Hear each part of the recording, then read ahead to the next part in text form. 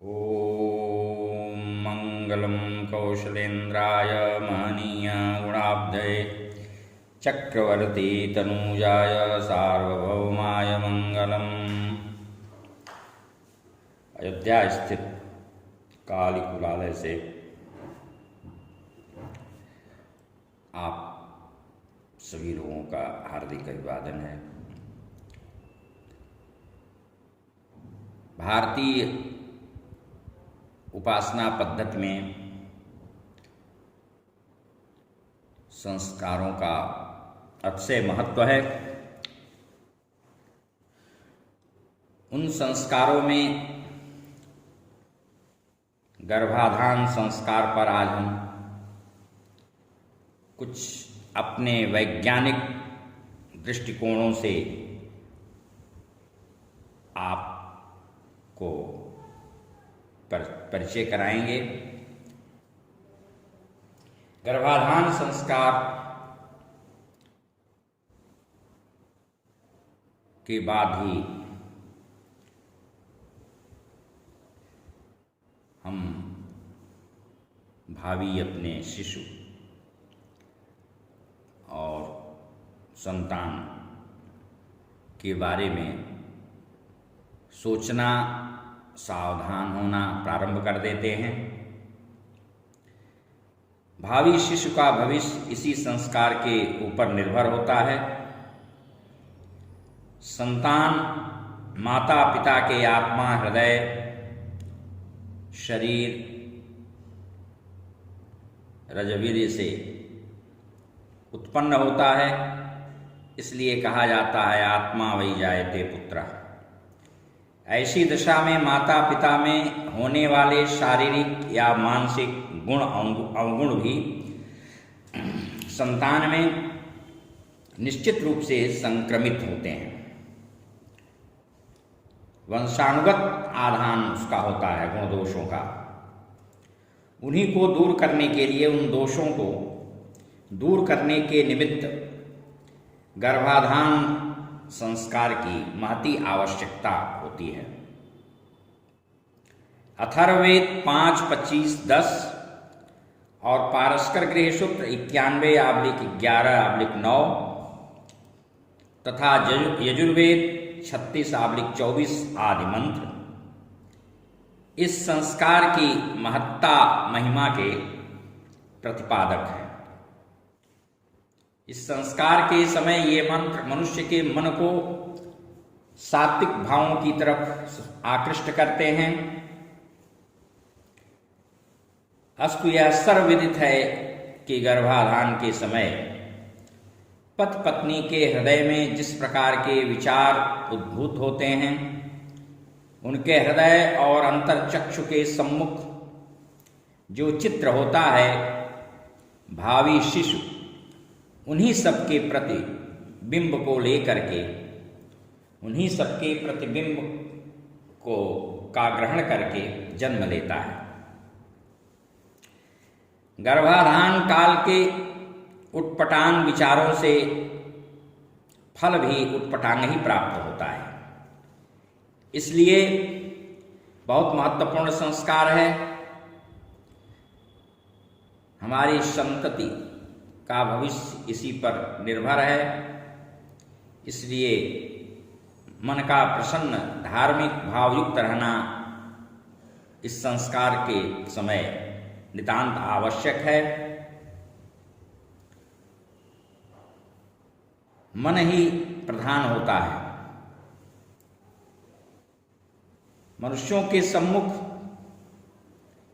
आज वर्तमान समय में पशु पक्षियों ने भी कई अर्थों में आदर्श स्थापित किए हैं।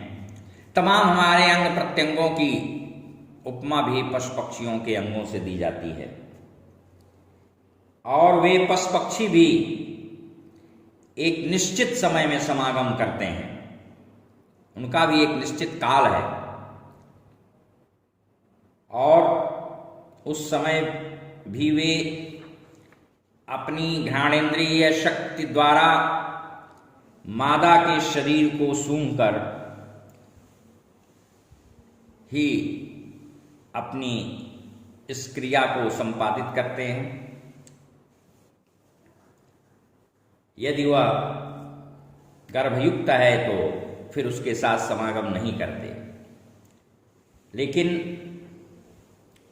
हम मनुष्य आज समय असमय का कोई विचार नहीं करते, या करते भी हैं तो बहुत कम लोग हैं ऐसे जो करते हैं। केवल विषय वासना की तृप्ति करना ही उद्देश्य सा हो गया है। प्रकृति प्रदत्त संयम भी इस संस्कार के कतिपय प्रयोजनों में से एक है। संस्कार द्वारा पति पत्नी के संबंध की पवित्रता और संयम के महत्व का दिग्दर्शन होता है। जो विवाहित स्त्री पुरुष हैं उनके सम्मुख यह आदर्श विचार रखा जाता है कि तुम दोनों का संबंध केवल विषय भोग की तृप्ति हेतु नहीं है, अपितु इसका उद्देश्य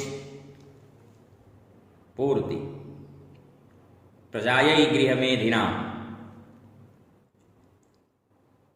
संतान प्राप्ति है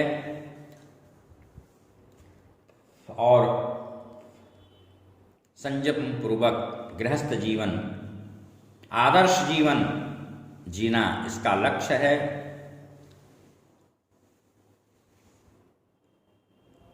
विवाह का यह तात्पर्य कदाप नहीं है कि उसको केवल विषय वासना की मनमानी छूट हो गई।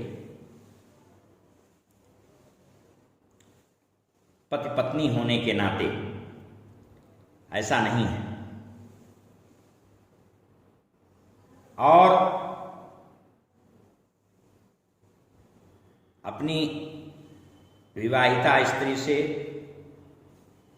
जब हम शास्त्रीय नियमों से आबद्ध हो करके उनका अनुपालन करते हुए, उस अनुशासन मर्यादा का पालन करते हुए मिलेंगे तो वही हमारा समागम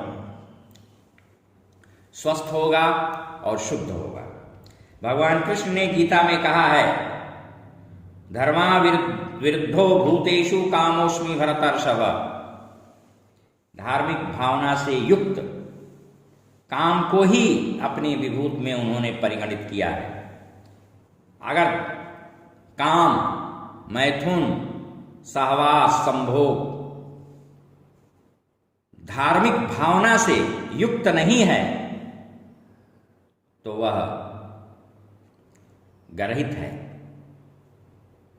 पाप युक्त है। इसलिए श्री कृष्ण ने ऐसा कहा कि मैं, हे भरतर्षभ, धार्मिक रीत से भोग किया गया, धार्मिक उद्देश्य से पुरुषार्थ चतुष्टय की सिद्धि के हेतु किया गया प्राणियों के द्वारा भोग, काम की संतृप्ति, वह उसमें मैं हूं। इस संस्कार को सर्वथा उपयुक्त काल में ही संपन्न करना चाहिए और इसके लिए भी ज्योतिष में मुहूर्त का विधान है। पारस्कर गृह सूत्रकार ने भी लिखा है और सब बहुत ही वैज्ञानिक विवेचन है। ऋतुकाल में रजो दर्शन के उपरांत ऋतु स्नाता हो चुकने पर चौथे दिन, अष्टमी, चतुर्दशी, अमावस्या, पूर्णिमा और संक्रांति आदि पर्व काल रहित, संक्रांति आदि पर्व काल रहित शुभ समय में ही गर्भाधान करना चाहिए। इस विधान के द्वारा मनुष्य की अबाध विलास प्रवृत्ति को भी सीमित किया गया, नियंत्रित किया गया, संकुचित किया गया और स्वस्थ शरीर के समुन्नयन का एक उपदेश दिया गया, प्रयत्न दिया गया, आदर्श स्थापित किया गया। मनु ने भी लिखा, स्त्रियों का स्वाभाविक जो ऋतुकाल रजोदर्शन के दिन से आगे 16 रात्रियां होती हैं।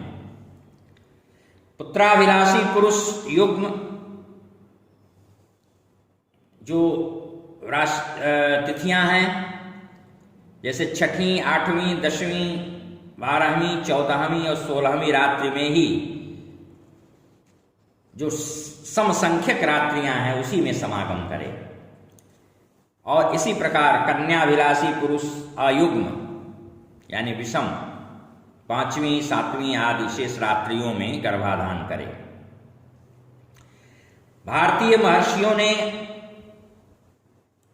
अपनी सुदीर्घ कठिन तपश्चर्या से समुद्भूत विज्ञानमय विश्लेषणों के द्वारा यह रहस्य उद्घाटित किया है कि अमुक अमुक रात्रि में गर्भाधान या सहवास नहीं करना चाहिए। और इस रहस्य को समझने के लिए हम 5 सूत्र, महत्वपूर्ण सूत्रों को प्रस्तुत कर रहे हैं। पहला यह कि भौगोलिक मान्यता के अनुसार चंद्रमा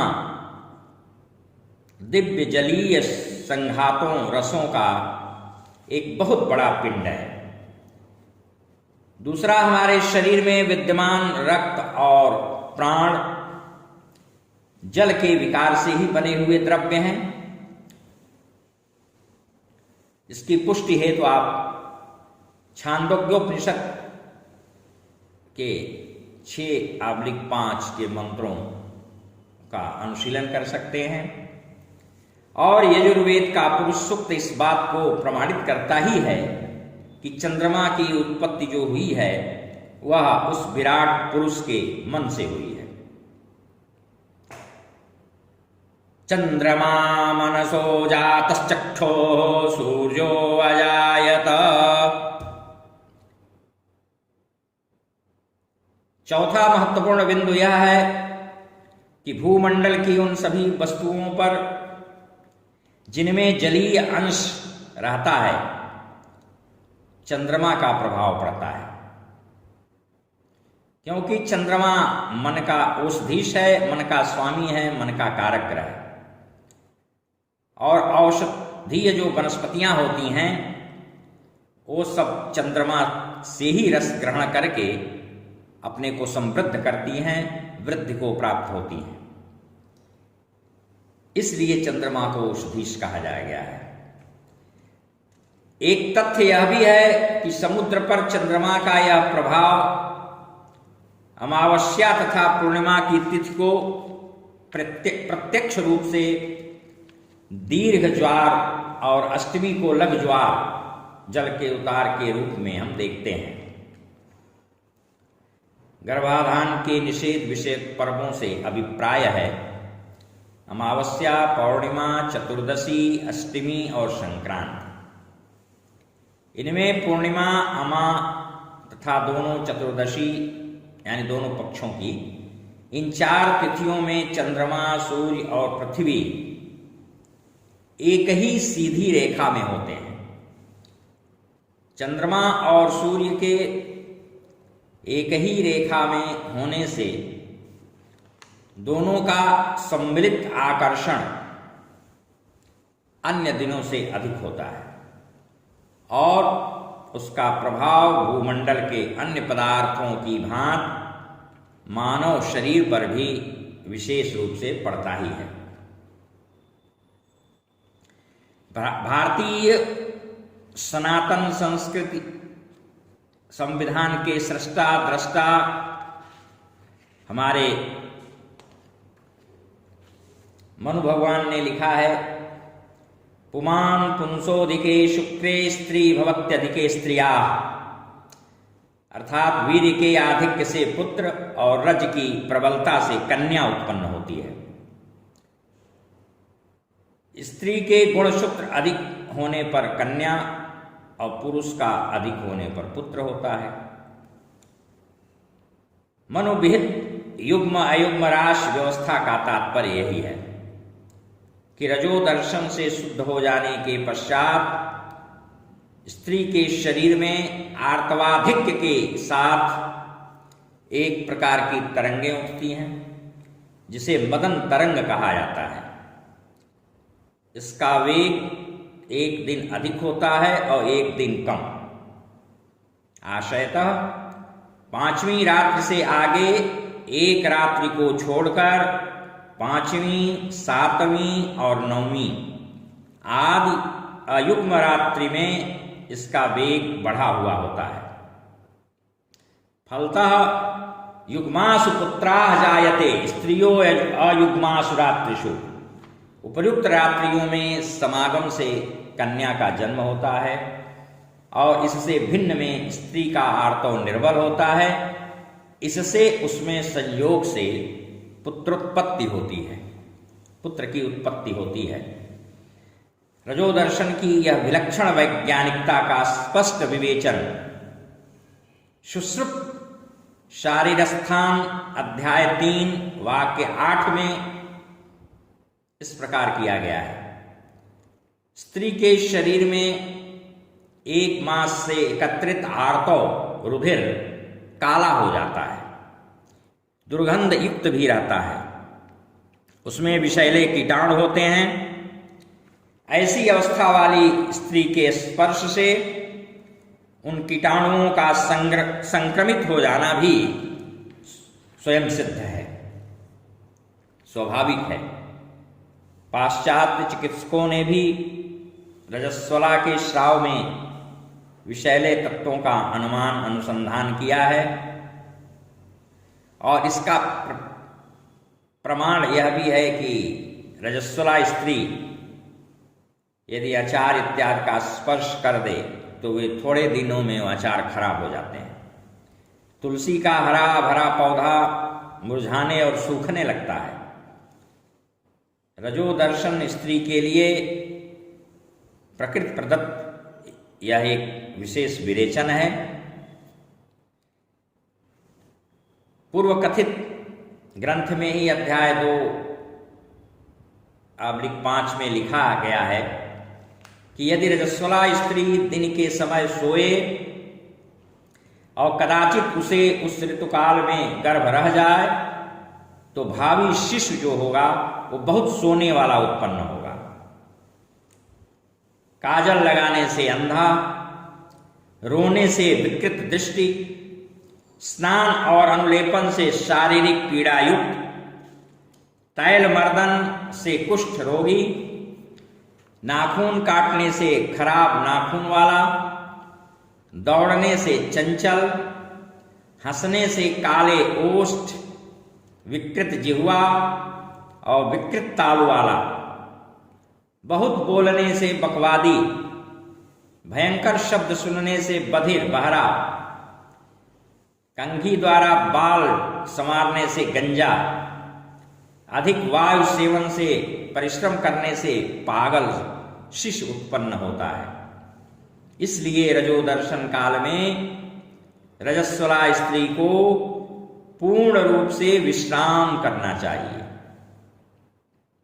इतना ही नहीं, ऋतुस्नान के अनंतर स्त्री जैसे पुरुष का प्रथम दर्शन करती है उसके उसी प्रकार की संतति उत्पन्न होती है। यह है हमारे गर्भाधान संस्कार का ऋषि प्रणीत विज्ञान। हरि ओम। शांति शांति शांति।